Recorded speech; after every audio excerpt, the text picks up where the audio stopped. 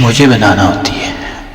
Shaving کریم اور shaving eraser تک کے اشتہارات میں تمہیں پیش کیا جاتا ہے. پنکھے کی تعریفیں اشتہاروں میں تم سے کرواتے ہیں.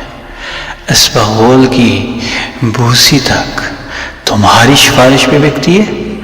گاڑی کی بیٹری کے اشتہارات پر بھی تمہارا ہی قبضہ ہے. ایک طویل فہرست ہے.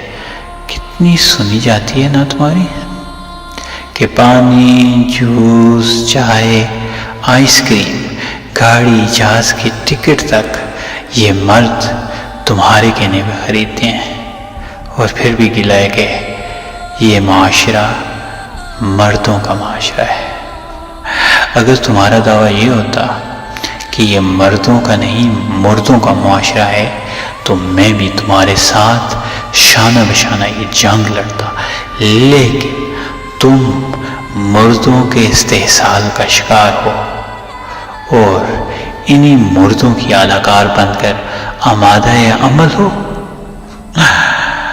وہ تمہارے گرد موجود ہر حفاظتی اثار کو ختم کر کے تمہاری نمائش ہالینڈ کے ریڈ لائٹ ایریا کی طرز پر شیشے کے مرتبانوں میں کرنا چاہتے ہیں. لیکن ان کے راستے میں تمہارا بھائی، بیٹا، شوہر اور باپ رکاوٹ ہے.